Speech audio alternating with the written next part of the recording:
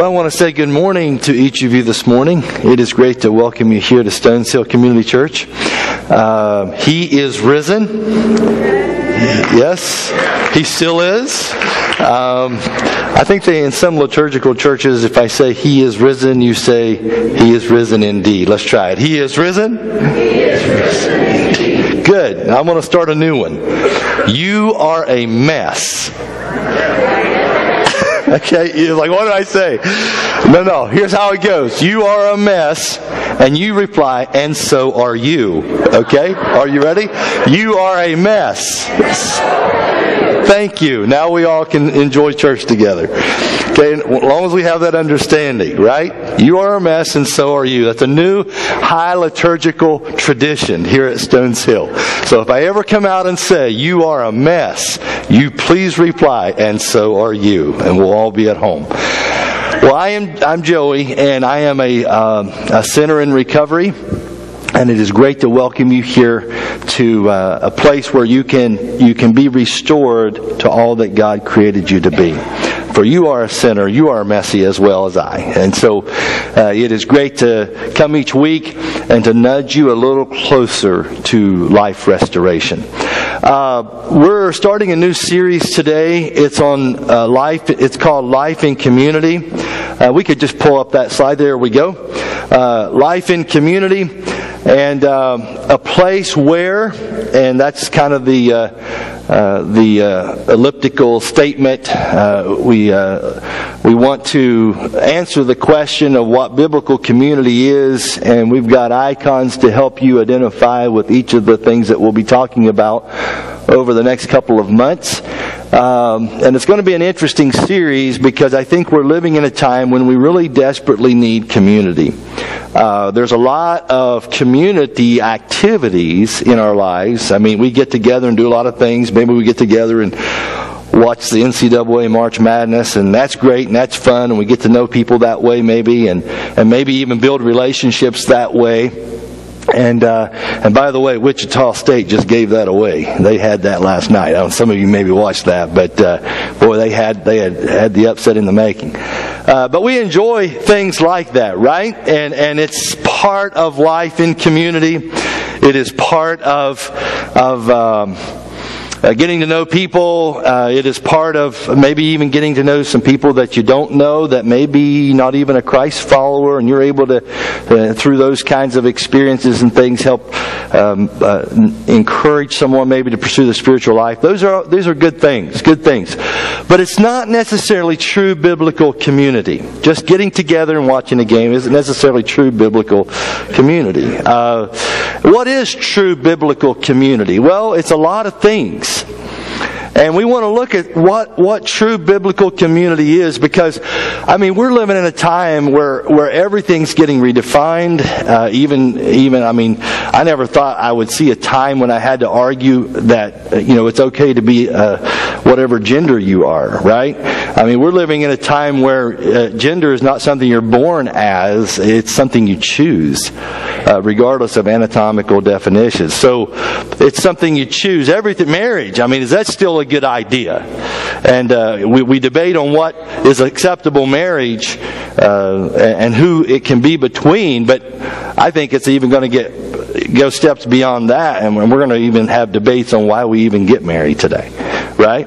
Everything's being redefined. Everything in community life is being redefined. In fact, relationships. I mean, why do we even face-to-face with people?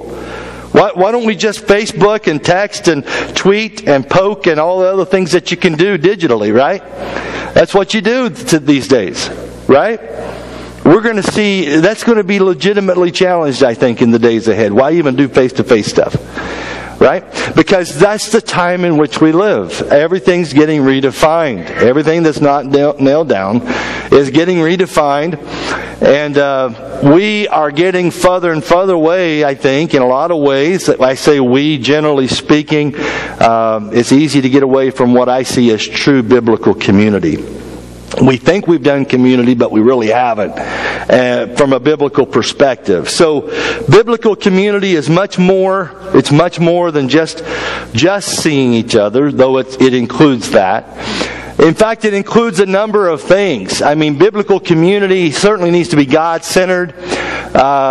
Moving from the center to the right, it definitely needs to be people-centered and family-centered as we move around, and it needs to be participant-centered, where you're plugged in and you're engaged. It needs to be Bible-centered. It needs to be community-centered. It needs to be discipleship-centered, indicated there with the icon, the leaves, and the tree.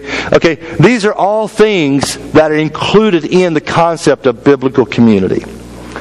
And we want to make sure these dynamics are at work in our community here in such a way that we can be said to be a biblical, authentic community.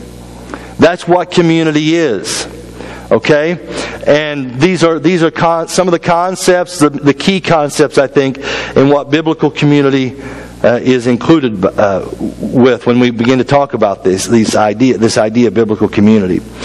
And there's a place where we're going to go to launch this series today, and we'll get there in just a moment. But the gospel we'll be looking at is the Gospel of Luke. And Luke was a great writer. He also wrote the book of Acts. And at one time, the books of Luke and Acts, the Gospel of Luke, the book of Acts, were one book. So it was like a sequel and a sequel and a follow up. To that was the book of Acts. So you have these two books that travel together, and Luke, of all New Testament authors, seems to understand this idea of biblical community the best, because he writes about it in such wonderful and vivid terms.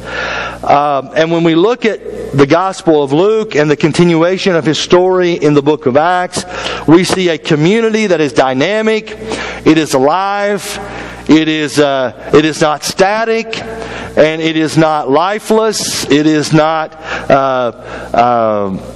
without priorities. Instead, it is a community that is vibrant, alive, that is connecting, that's ebbing, that's flowing, that's adjusting, that's involved in the community, as well as has an internal life of deeper roots of fellowship and growth and things. So you have this very powerful new community that is alive in the Gospel of Luke, in the book of Acts, and you see it fleshed out, and you begin to see these common characteristics that kind of rise to the top as we look at this community as it evolves and is shaped. These common characteristics that you kind of have in an icon form in front of you here today. These are the things that kind of surface in all of that.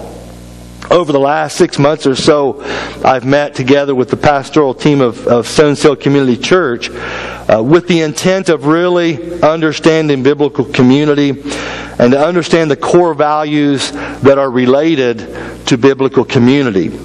And if you think about it, if we are scattered as a community, a new community, if we're scattered in the directions that we're going, it's hard for us to really capture a focus and to pull together on in the direction that we need to go. And so this series is about clearly stating our mission, our vision, clearly stating the basic process that we have for people connecting with this community, and then also it has to do with some of the core values and you're seeing those in icon form, and we'll put words to those in just a second. It has to do with the core values then that we really need to focus on. So I'm not going to be the only one presenting these. There'll be the pastoral team who's helped put it together and had input and shaped this series.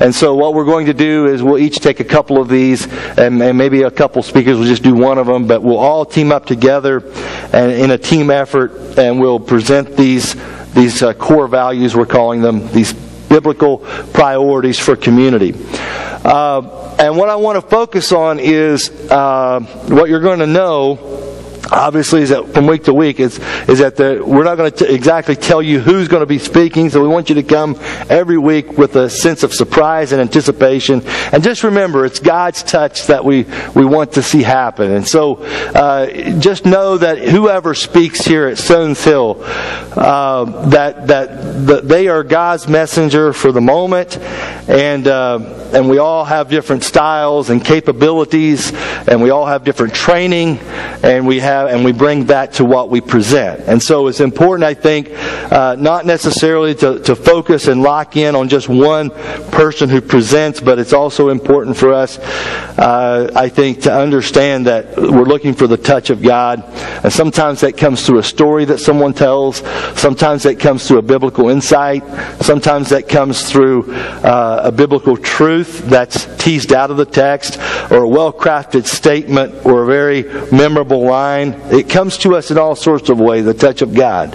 And so that's what we really want to emphasize, is that you come each week looking for that touch from God, regardless of who may be here talking and sharing with you on the various core values and biblical priorities of community. Okay? So that's kind of what the introduction sheet is about. It kind of reintroduces everybody, and if you've got questions you'd like to talk to those people about, that's great. But that's just a little bit of history of who we are and where we're come from. Today, to launch the series, I think it's so good and proper for us to go to a passage that actually deals with a post-resurrection appearance of Jesus. And this is in Luke chapter 24. We're going to go there in a second here on the screen, but if I were to kind of lay out this series step by step and kind of orient you as to what to look for, you're going to find that many of the things we talk about in Luke 24 are actually, it's just a great platform on which to launch a series called Life in Community, because so many things are touched on that are community related. Just go to slide 2 for me. Slide 2, just to kind of lay this out and kind of get you oriented right. Life in Community, a place where is the name of the series. Of course, you know that we have one mission or vision here at Stones Hill. And that vision or mission is listed in the back of your bulletin. The very last page of your bulletin is to lead people to God's forgiveness and to see them restored to all that God created them to be. And we can talk more about that in days to come. One process, connect, grow, serve. One set of core values. Go to the next slide if you would.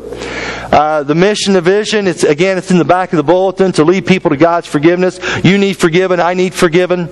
That's so important that we see this. And also, not just that we need forgiven, but we also need restored to all that God created us to be. And this is part of that restoration plan, is to meet together with people in new community. Next slide. The process, connect, grow, serve. Okay, if you're new here, what would the process be of really understanding biblical community here and being involved with it? Well, first is connect with the community. Connect through worship and other things that you do here on Sunday mornings, and not just Sunday mornings, but other places and other times. Okay, small group, other ways. Connect with the community, grow in your spiritual life, and then use your ability to serve others in some way. All right, that's the process. So we got one vision, one process, and then, next slide, one set of core values.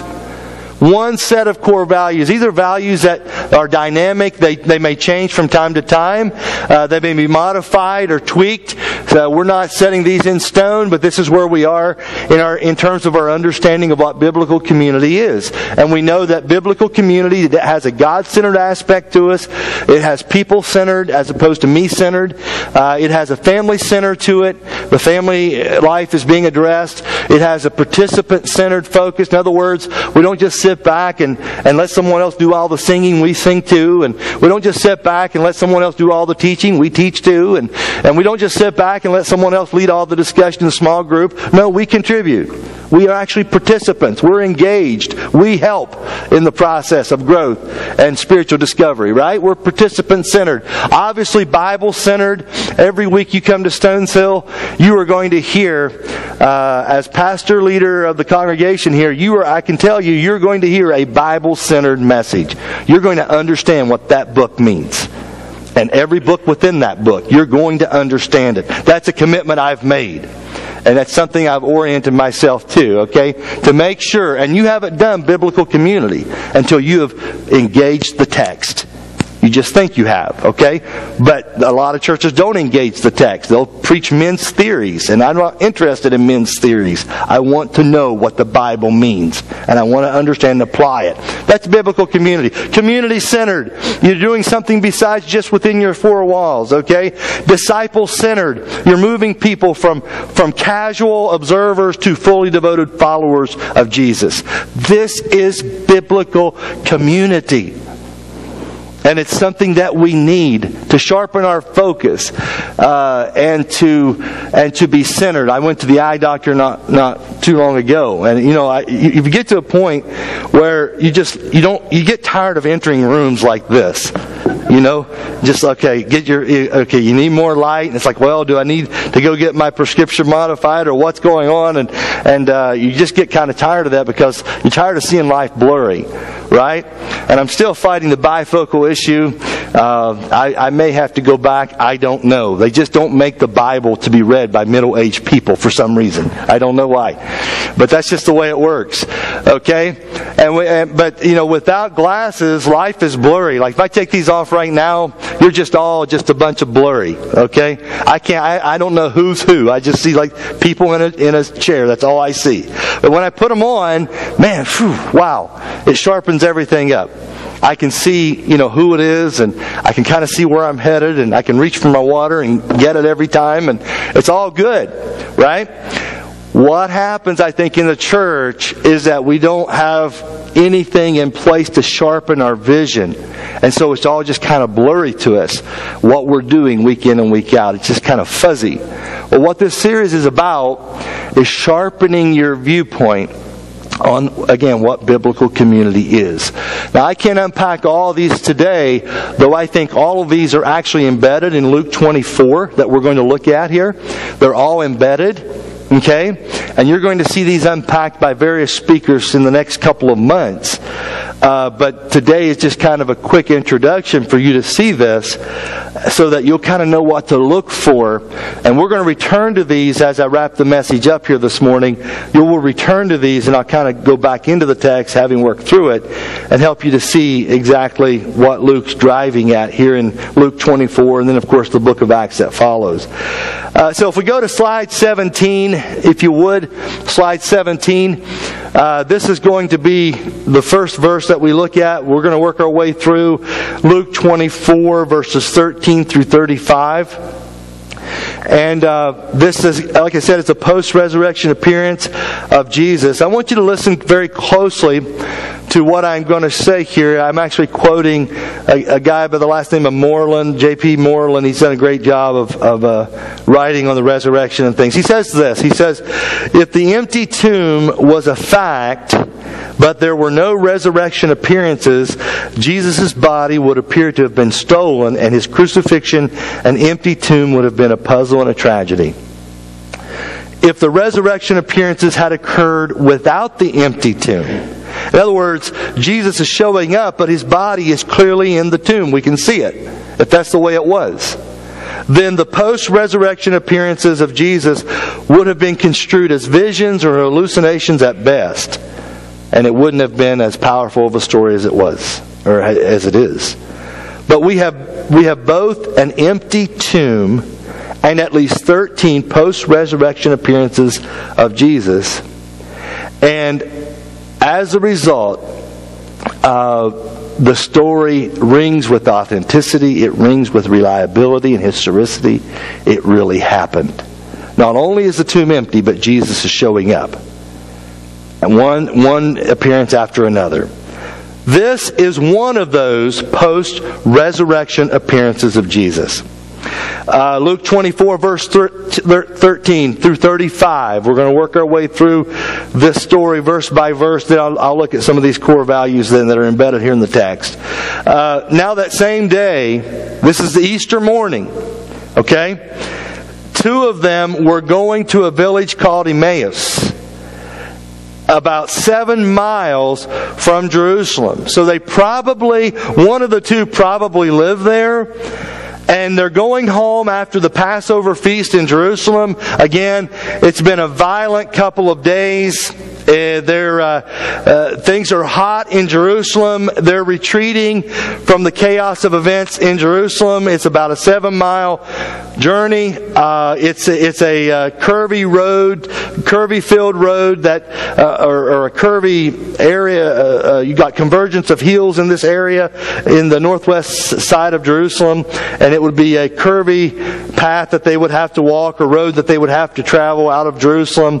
It's the first day of the week. The empty tomb has been discovered. These guys, though, didn't hang around long enough to get these other post-resurrection appearance accounts that these others were privileged to, that were part of the inner group, the inner core. And they don't know all that the others know. All they know is that the tomb is empty. Jesus' body cannot be found. They decide to let's up and go. And they take off walking and talking with each other, verse 14, about everything that had happened. They're not sure what's going on, but they decide it's time to get out of Jerusalem, and they take off. They're trying to regain their equilibrium. Verse 15, as they're going along, they talked and discussed these things with each other. And Jesus Himself came up and walked along with them. Wow. And we look at it a little more closely at the terms, and what we discover is that they weren't just talking and discussing.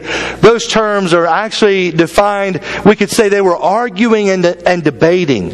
It was heated, passionate, emotionally intensive dialogue, trying to sort it all out of what has just happened in the last 72 hours, 48 hours, and now the last 12 hours, and then the last few hours. The tomb is empty. We can't find Jesus. We don't know what's going on. And they're throwing this back and forth. And they're so intense and engrossed in their conversation that they don't even notice this unidentified person who walks up from behind them from the direction of Jerusalem. They don't even notice this guy's presence, and this guy's getting closer and closer as they walk. That's just how intense they were in the dialogue. Verse 16, they were kept from recognizing Him. This is the post-resurrected Jesus. Kept from recognizing Him. By who? God. And it makes it a divine passive. And we look at the tense of this as we study, dig a little deeper into the text, and we realize it's imperfect passive, which tells us God kept them from recognizing Jesus. They were kept from knowing who He was. Now, we know who He is. It's a very interesting literary technique that Dr. Luke uses here. He lets the reader know, but he doesn't let the people in the story know, and God doesn't let them know who it is that's kind of sneaked up behind them and that's kind of listened to their conversation a bit. And so it's like this veiled condition is in effect for the next 15, 16 verses. They're not going to know who this is. And so they're going to look at Jesus the whole time. They're going to engage Him in dialogue. They're going to pull Him into the discussion. Jesus is going to play dumb in a way. He's going to play along with this as if He didn't know what they were talking about. And they're going to have this whole drawn-out walk process, conversing, talking, arguing, debating, walking, this whole deal for the next 16 verses, and they're not going to know who it is. And I'm just questioning what would have happened if they would have recognized Jesus right away. What would they have done?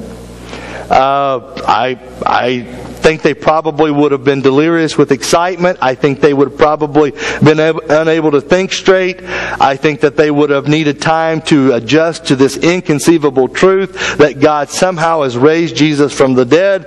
And I think Jesus needs this time of sanity just to be able to talk to these guys and be able to make sense with them without them being overwhelmed with the emotion of the moment. And so God conceals, He veils their eyes. They're looking at Him, but they don't don't know who he is. Have you ever had a recognition story like that? Where you're talking to someone, don't know who they are, and finally you realize who they are, who it is you're talking to? That's crazy when that happens. But this is what happened here in this story. They're talking to this guy and talk to him for several miles perhaps in very close proximity, and they don't know who it is. They're kept from recognizing him. And then slide number 18, next slide, verse 17, he asks them, what are you guys discussing together? What are you throwing back and forth one to another as you walk along? As if he didn't know. And they stood still. And note the body language. The question that Jesus proposes, this unidentified person to these two guys, though, they don't know it's Jesus. This guy asks the question that it stops them in their tracks, and Luke says their faces were downcast. How does he know this? I kind of think we're going to find out in just a second. Okay? They backed who they thought was the right Messiah in an age of many Messiahs. Now this Messiah is gone. His body can't be found. All they know is that the tomb is empty, and this has been verified by the disciples who responded to the report of the women of the empty tomb. And then they take off walking, and they're on a rural road now without access to texting or tweeting or anything like that. It's a first century world. So they're in an isolated area. They have no access to the community now. And they're talking, and they don't know the new reports that are coming in. And they stood still, the text says, and their faces downcast. Their body language, everything about it oozes with defeat and discouragement. Verse 18, one of the two, named Cleopas. And it's interesting as I dug into this week, over the last couple of weeks actually, it's a big passage. What I found was that there is an extra biblical tradition that links Cleopas with Jesus. And here's how it goes. He was Joseph's brother, which would make him Jesus' uncle. Uncle Cleo, we could call him. This was Uncle Cleo. This is part of Jesus. He's seen Jesus before. He knows his nephew, right? And this is an extra biblical tradition. We don't see it in the text. We see it in other sources. And so Uncle Cleo, who's one of the ones walking, and then there's another tradition in the early Byzantine church. It's about 500 to 600 AD. It's about 400 years or so after, 500 years or so after the Christ event. There was a tradition that linked the second guy on the road to Emmaus with Dr. Luke, the guy who wrote Luke's Gospel and the guy who wrote Luke Acts, or the book of Acts, right? And so it's Dr. Luke and Uncle Cleo, two guys who are arguing, having a spat, a debate on the Emmaus Road about what happened to Uncle Cleo's nephew Jesus. And again, the way that Luke writes this, he writes it with such vivid detail, like how does he know their faces were downcast? I mean, that's extraneous detail, right? How would you know unless you were actually there? And so Luke was one of those with a downcast face. He saw what Uncle Cleo looked like. He knew he must have looked the same way. These guys stopped. Their faces are downcast. And Uncle Cleo, in kind of a very confusing and bewildering way, he says in verse 18 to this person who is Jesus, but they don't know it's Jesus, he says, "Are you the only one visiting Jerusalem who does not know the things that have happened there in these days?" Translated, what rock have you been under? You have got to get out more, dude, if you don't know what is going on.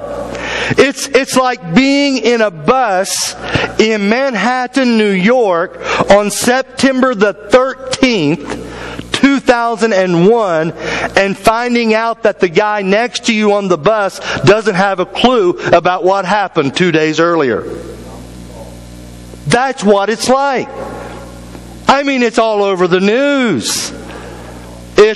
People are blogging about it. It's on the news reports, and all the channels have cut to this interrupted broadcast, cut away from their normal broadcasting to televise this. There's papers, there's conversations, there's eyewitnesses, and you're sitting next to the only guy in New York who doesn't have a clue about what's going on. That's what it would have been like to these guys. And Uncle Cleo understands this. And he's like, there's thousands of people who had descended on the city of Jerusalem for the Passover feast. And the public executions that happened always generated a lot of discussion, especially at feast time. And so this was the hottest news topic in the city. Everybody knew about this. They talked about this. You couldn't walk outside and not be aware of what had just gone down in the city of Jerusalem with the most perfect human being that ever lived, who was crucified, and now they can't find his body. Come on. You cannot not know this. Uncle Cleo's just amazed. And I think he rolled his eyes. And I think he is just amazed for a second. And then Jesus chimes in, this unidentified person still to them. They don't know who he is yet. He says, "What things?" he asked. I love that. I mean, just a few hours ago, Jesus walked out of the grave with the keys to hell swinging on his belt and the redemption of mankind in his pocket. And now he plays with Uncle Cleo and Dr. Luke. What things? Tell me about it. I love that. He's playing. He's having fun. Dare I say it. He's not irresponsible. He's enjoying this whole idea of new life, of new community. And so he says, "What things?" And I know if it was me, I would be like, hey, look at me. I did it. I rose from the dead. That'd be the first thing I would tell him. Hey, let's get happy. Here I am. Okay? Not Jesus. He plays with this. He draws this out even a little more. He says, "What things?" And Uncle Cleo says, "Well, about Jesus of Nazareth. Duh.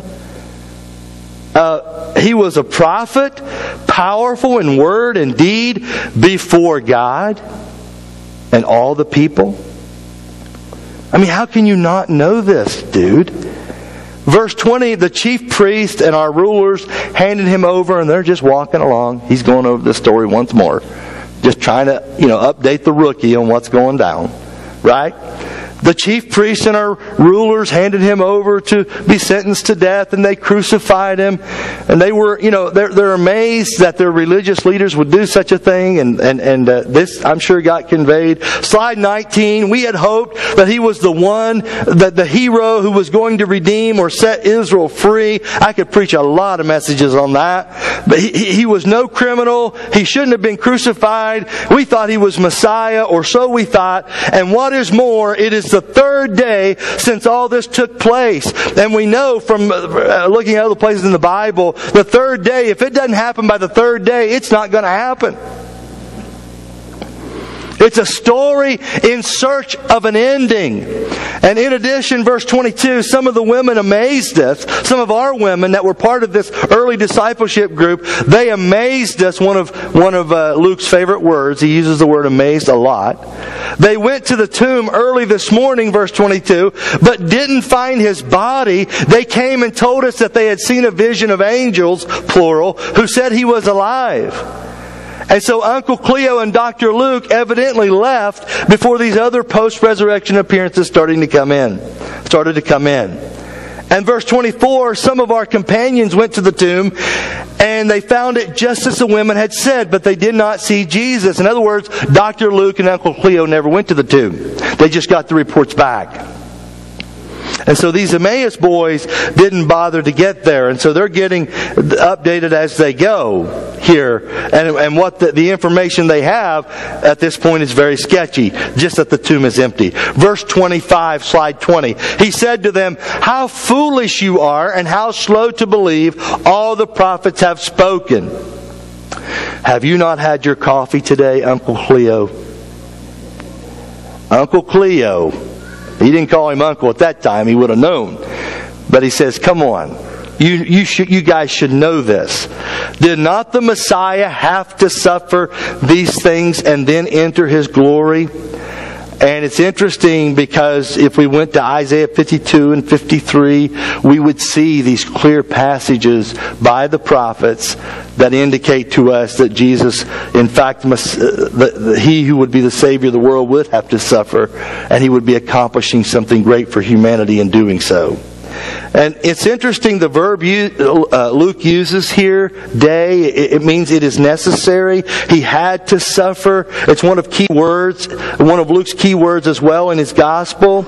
And it's the day of divine necessity that's being emphasized here. He had to die. Even though Luke says, it goes so far as to say that the Jewish leadership crucified Him and they utilized and manipulated the Roman methods of execution to get it done. But so against Jesus were they that they manipulated the situation of the times to get Him crucified. And boy, they were successful in that. But what you have to keep in mind is that God, through the prophets, has revealed that there was going to be a sacrifice. And it was necessary that one great sacrifice would complete all the rest.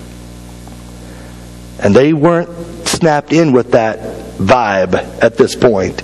They did not fully understand it. Or if they did understand it, they refused to believe it. And this unidentified person to them says in verse 27, and beginning with Moses and all the prophets. That's basically the Old Testament. Jesus, this person, unidentified to them, but it's Jesus. He explains to them, He gives an exposition of the Bible. He explained the text. Okay?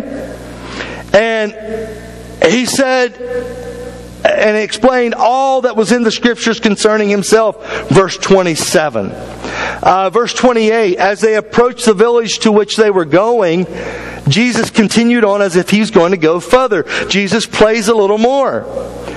And he's only a few hours out of the grave. He's still playing. He's going to act like He's going to keep going. But they urged Him strongly. Slide 21. But they urged Him strongly, or we could say they compelled by use of force even. They grabbed a hold of the guy and said, wait a second, you're telling us stuff and showing us stuff we've never seen before. Stay with us, verse 29. For it is nearly evening, the day is almost over. And so He went to stay with them. And it's Easter evening. It's evening of the third day. Verse 30, when He was at the table with them, He took bread, He gave thanks, He broke it, and began to give it to them. And what's remarkable is that this stranger who is under a rock somewhere is actually assuming the role of host in someone else's home. That got their attention. Why are you assuming the role of host and breaking the bread? This is what they're thinking. And the similarity between how the verbs that Luke uses, He took bread, He gave thanks, He broke, He gave. We've seen this before. And these guys who've been hanging out with Jesus, they've seen that basic pattern before. They saw it when He fed the 5,000. They saw it when He had the Lord's Supper there just prior to His arrest and subsequent crucifixion. They've seen this basic pattern. And so when He takes the bread, He gives thanks, He breaks, He gives it. It triggers a bunch of memories for these guys. And verse 31 says, their eyes were opened. Now their eyes have been opened the whole time. So what's He saying? Verse 31, they recognized Him and He disappeared from their sight. And so the spell, we could say, or the veil from verse 16, where they were not allowed to recognize who it was, is now broken here in verse 31. And so the veil that has been over their eyes is now lifted, and the verb that is translated that they were opened is a divine passive, much like in 24:16 where they were kept from recognizing Him. Now the reversal of the spell is released. Their vision is restored in such a way that not that they weren't seeing before, but they're able to see and recognize who this actually is. Uncle Cleo and Dr. Luke thought And they thought, and they thought, and they looked at each other, and they looked at what just happened, and they saw Him for the first time. It's Jesus. Wow. And the text says that He disappeared from their sight. I think it's a unique wording here that Dr. Luke uses. He didn't say that He was gone. He said that in that moment in time, He became invisible, not necessarily absent. He was not able to be seen with their normal human eyes, right? And resurrected bodies could do this. After His resurrection, Jesus could appear and disappear at will. It's part of the properties of a new dimension breaking into an old dimension. And so Jesus could do these things. Verse 32, they ask each other, were not our hearts burning within us while He talked with us on the road and opened the Scriptures to us? While He talked, the two disciples, they began to listen to His exposition of the Scriptures. They began to recognize basic patterns and how He did the communion meal at their home there in Emmaus. They began to put all this together, and they recognized Him, and they were so excited. Slide number 22, they just walked 7-8 miles. Now they get up, and they return at once to Jerusalem. Probably it could have still been a little daylight, but perhaps darkness fell eventually on that walk and that return to Jerusalem. They left Jerusalem. Now they're headed back to Jerusalem with excitement, with joy, with fervor. They had found, there they found the 11 and where they were gathered. And those with them, they were assembled together, verse 34, and they said, it's true. It's true. He really is alive. The tomb isn't just empty. Jesus is alive. And the Lord has risen, and He has appeared to Simon, and they heard this, and when they heard that, then they got to chime in. Verse 35, the two told what had happened on the way, and how Jesus was recognized by them when He broke the bread.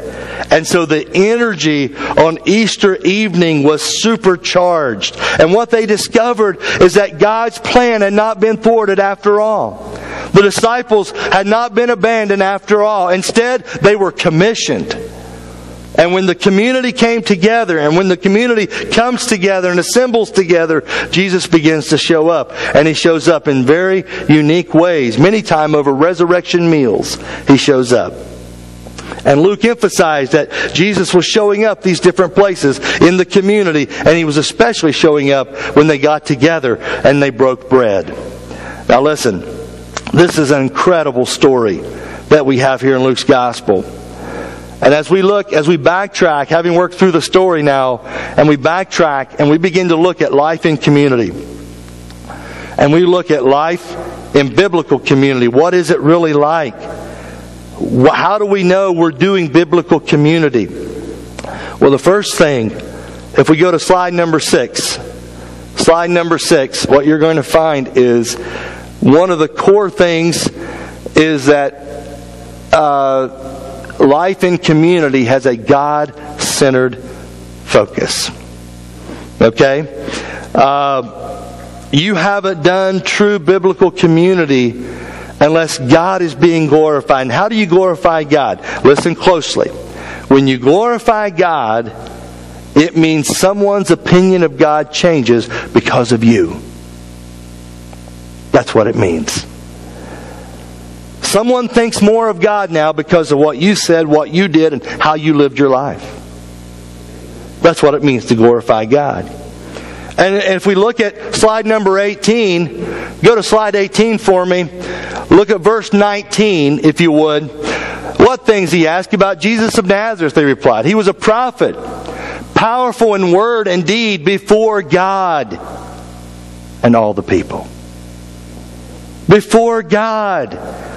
It's a God-centered mission that we have as we gather together in new community. We want God's perspective on all that we do. We want God's perspective on what's happening in our world.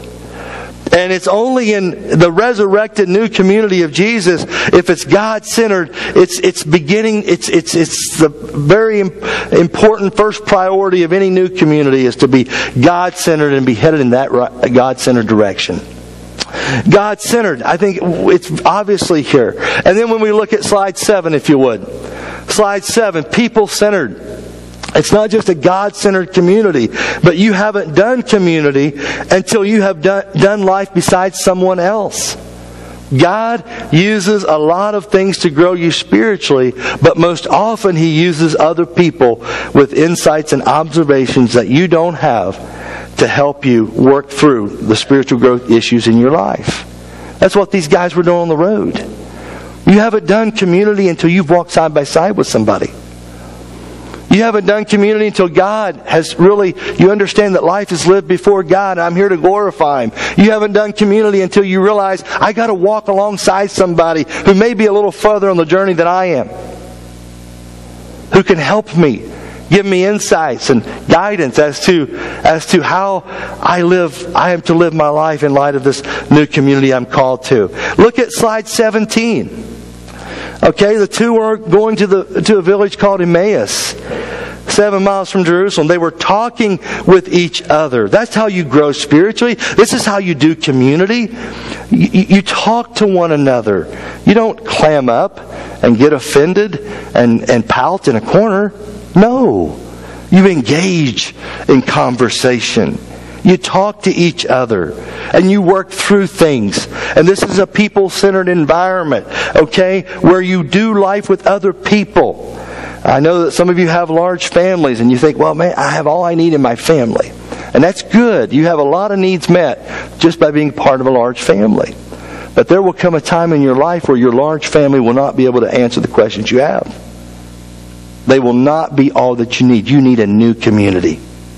You need a group of people you partner with who will walk alongside, not attack, but walk alongside someone and begin to engage in conversation and begin to shape a new worldview, a new way of looking at life. Okay? So you're God-centered. When you're God-centered and that's your focus, I'm going to live my life so that God looks better because I lived. And when you are people-centered, you're willing to walk alongside other people. And then, again, you haven't done a true biblical community until you have engaged your family. Look at slide number 8. You haven't done biblical community until you have learned how to love your wife and parent your kids and lead your family and impart to the next generation a legacy of faith. You know, we have so many people trying to lead a family with a visitor mindset. They're like in Jerusalem, they're in a family that have no idea what's going on. It's like, what rock are you under, Dad? What rock are you under, Mom?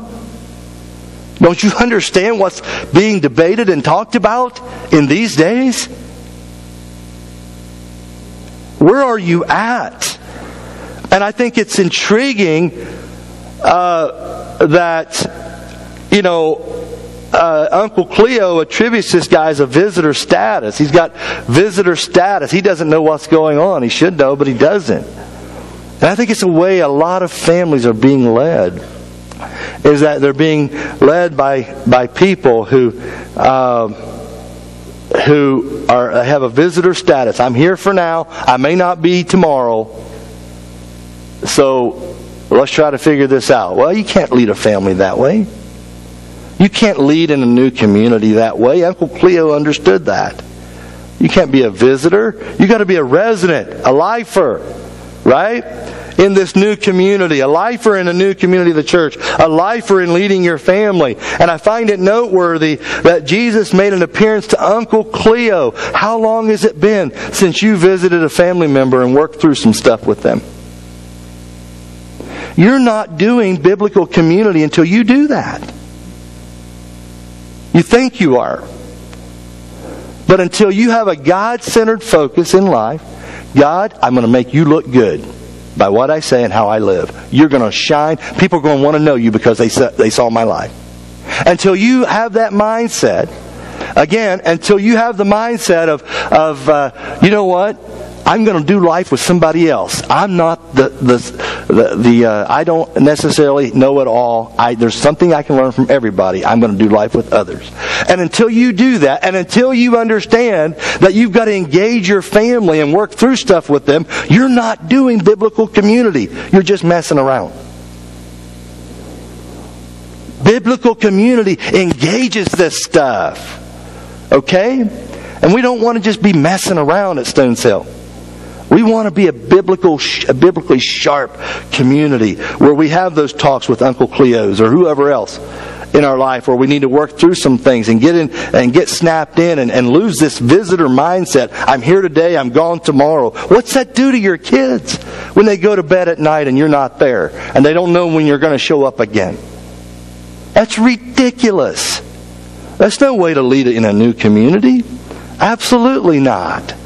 You got to be family-centered if you're going to do biblical community. Listen, you haven't done biblical community. Slide number 9. You haven't done biblical community until you have engaged personally and participated in spiritual growth activities.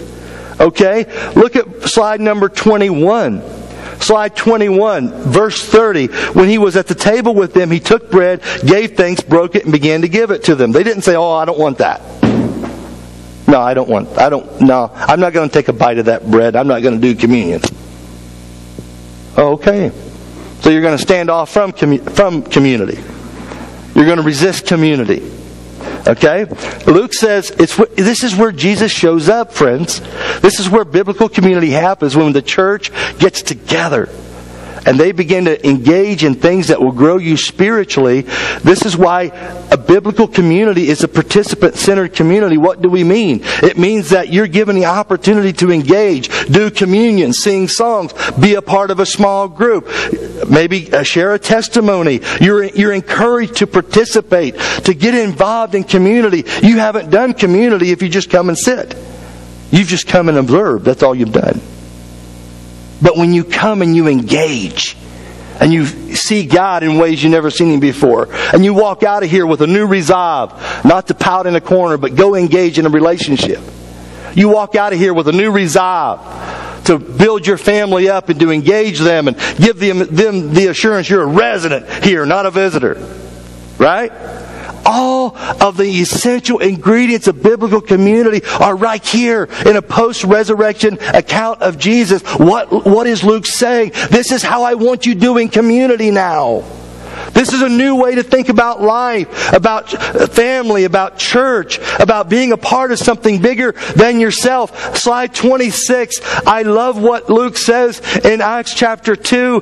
He says they devoted themselves to the apostles' teaching. This is like the second part of the Luke Acts book. Okay, that was one time bound together. They got separated in our English Bibles, but you have Luke Acts. Luke starts, and we work through the Luke 24 story, and now he continues the legacy. It didn't just stop on an Easter communion on a Sunday afternoon long ago. This thing has continued. They picked it up. They devoted themselves to apostles' teaching, to fellowship, breaking of bread, and prayer. Verse 43, they were filled with awe. The believers were together. Verse 45, they gave stuff up just to support the new community. Verse 46, every day they met together in temple courts. They broke bread in their homes. They ate together with glad and sincere hearts, knowing that even though Jesus wasn't physically visible to the eye, He would meet together every time they would come together and do communion together. Jesus would be there.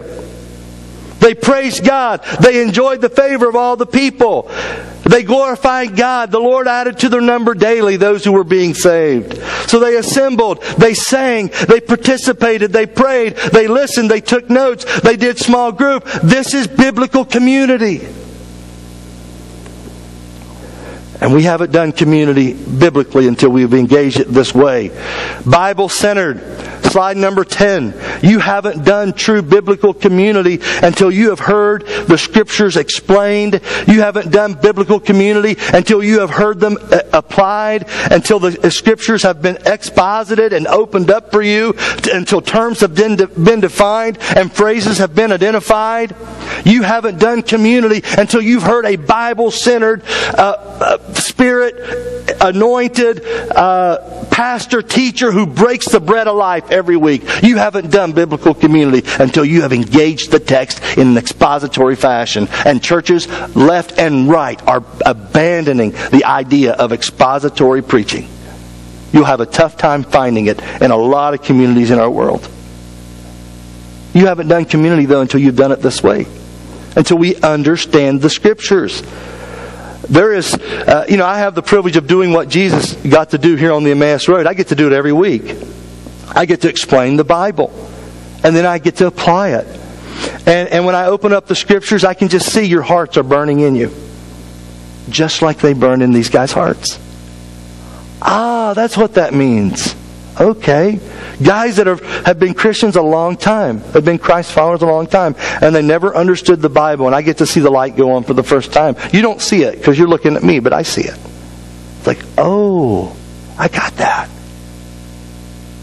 And I get to do that every week. And Jesus did it here. And I know His expository message and explanation of the Bible was just par excellent. I mean, there would be nothing better. I would have loved to have heard it.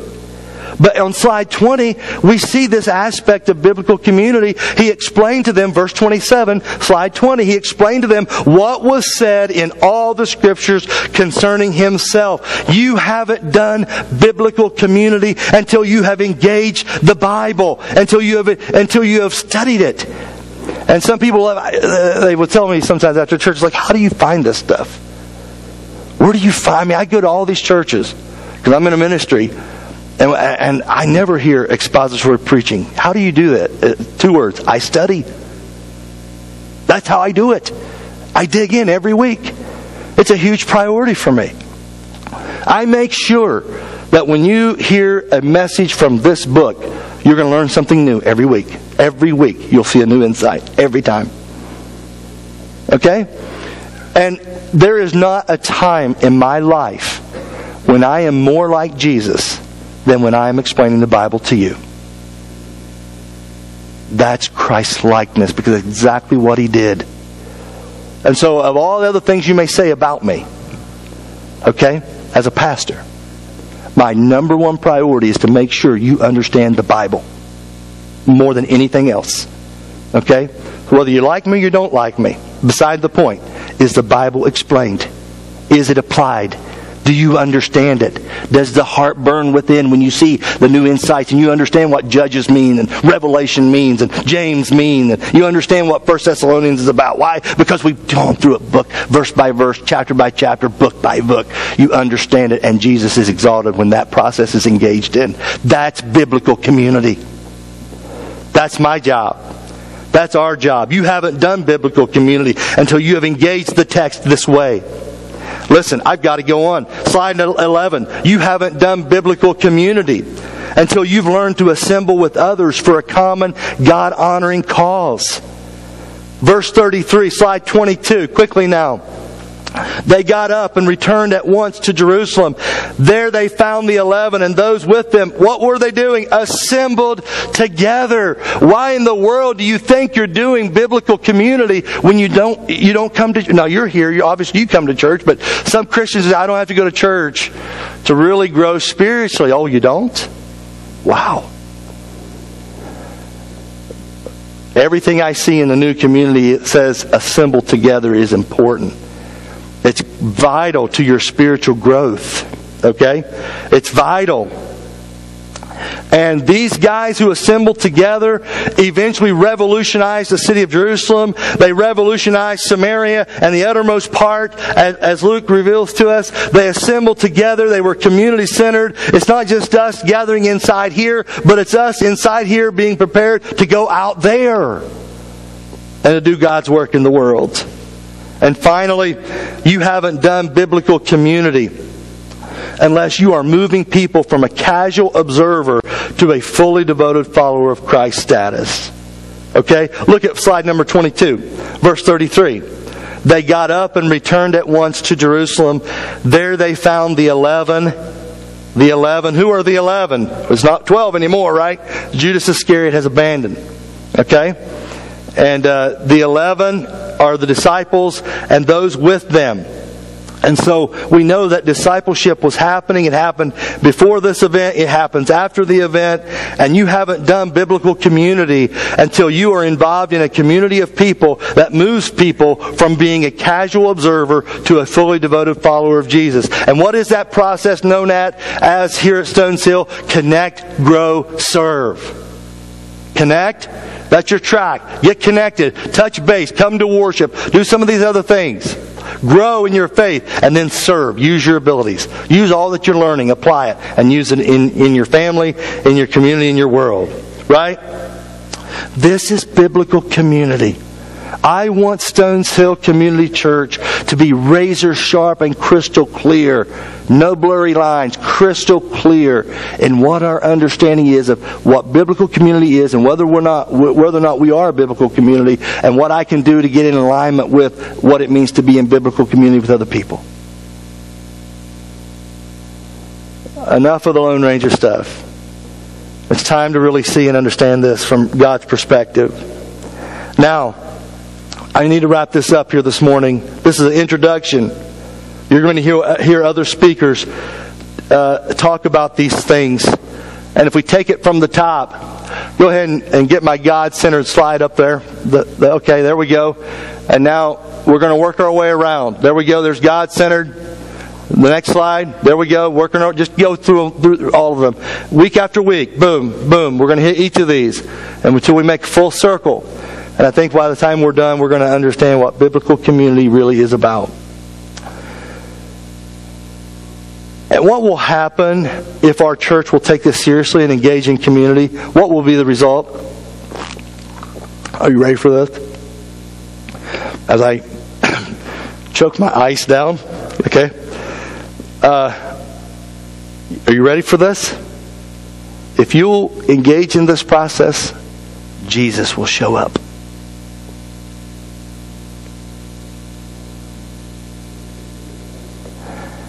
And when He shows up, He'll change your life. Maybe you find yourself on some Emmaus road today. You know, the road to Emmaus is a road that all of us, I think, find ourselves on eventually. It's the road we take after we've been to Golgotha, right? It's the road we take when the other roads we've taken have turned out to be dead ends. And some of you are on an Emmaus road today. You're getting the heck out of Jerusalem because it's too hot there, and you're not sure what God's going to ask you to do. And you've been on an Emmaus road a long time. It's really the path of every pilgrim who's trying to make sense of what just happened the last 48 hours, or maybe for you it's the last 48 years. But these two guys are like us, Uncle Cleo and Dr. Luke. They were just walking, discussing, trying to sort stuff out, retreating from the chaotic events of the past. They had some data, they had some understanding of what had happened, but it was limited. They had their experiences and their memories. They had these things, but they lacked a very important element, and that was the known presence of Jesus Himself. And maybe that's what you lack this morning. You've had your Good Friday. You've had your tragedy. Maybe you're stuck there and you never get out of the Good Fridays of life. Maybe you're stuck on a Saturday in between two worlds, between Golgotha and Resurrection Day. And you feel you're stuck there and you just kind of been there a long time. And maybe this is your third day. Maybe something is supposed to happen today as the band prepares to come back. And just come on back, band. Maybe something is supposed to happen today and it hasn't happened yet, but you know you're in a third day phase of life. Oh, you've had a friend or two on the road you got to talk things with, and sometimes it was gossip and sometimes it was other things. But yeah, you've had a few friends on the journey. But they can only do so much for you, you see. And you see this now.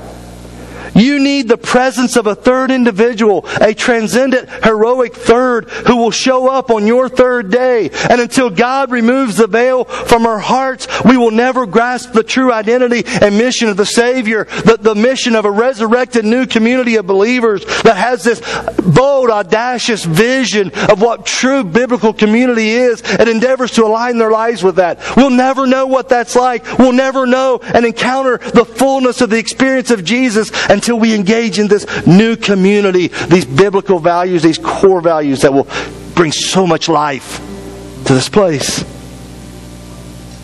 Until God removes the veils from our heart, we're not going to see Jesus clearly. And biblical community is how God goes about removing the veil. You see Jesus in ways you never saw Him before. where the Word is taught every week. Something burns inside every week. And then you find, having attended here for a little while, maybe you felt a quake one morning and a stone dislodged from your heart and a light came flooding in, and maybe that day is today. Maybe this is your third day. Looking back now, you see that you actually heard and saw Jesus in your life and you didn't know it was Him. Thinking back on it, something burns inside you this morning. At the birth of your child, when that little one God gave you humbled you to a new responsibility, Jesus was in the room. You heard Him. In the words of your grandmother a long time ago, all you need is a whole lot of loving from the Lord. And it was the only loving you had at that time, and from a family member. It was from your grandmother. That was Jesus in disguise. You saw Him at a funeral of a friend, looking down at a face so young, whose life was crying out, make your minutes count, man. Tomorrow is not a guarantee. You heard His words in a letter you received when you were fighting it out in World War II, and that letter contained the words of hope. You're going to make it home. Hold on one more day. You're going to make it home. You saw Him, friends. You didn't know it was Him. But you saw Him at a retirement party and He whispered, give your life to the right things, because the years go so quickly. You heard Him at a college graduation when the commencement speaker said, take whatever you're good at and make it better in life. You've heard Him right after a heated argument with your spouse. There has to be a better way. You heard Him just after you got high one more time. And you just felt that nudge. It's like, God, I know life and community was supposed to be so much more than this.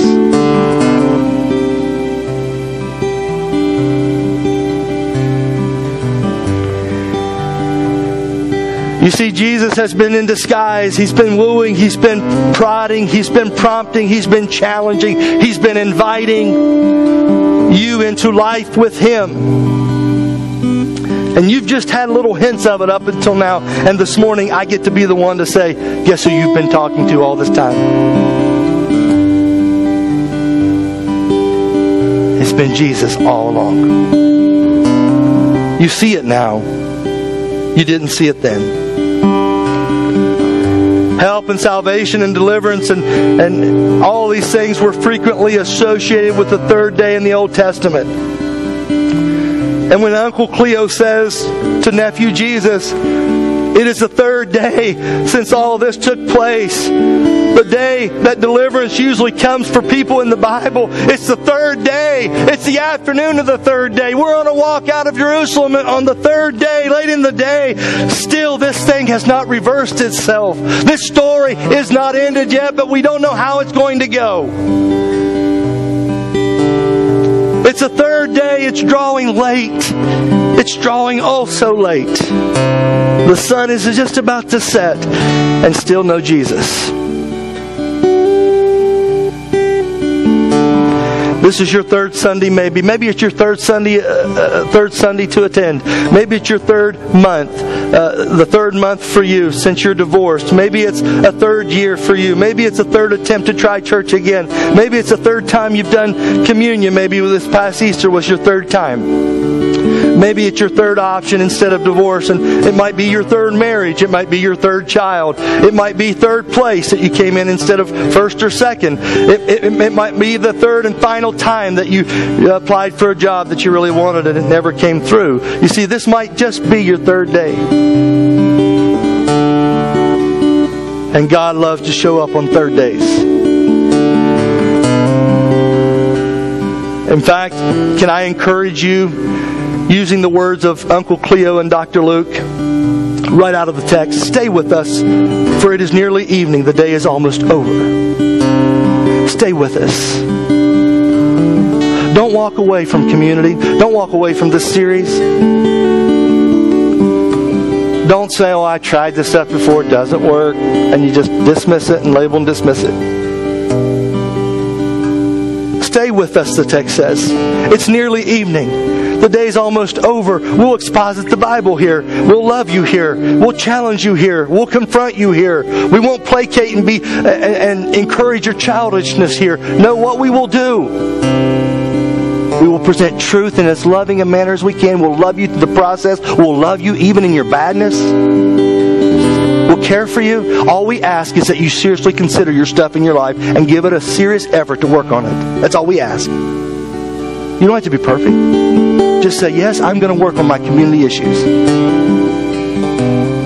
And God will do the amazing thing. We all get all of us together, synced up with us. Jesus will show up. Maybe you need the touch of God today, and maybe something's been spoken that's touched you right now. Tyler's going to lead us.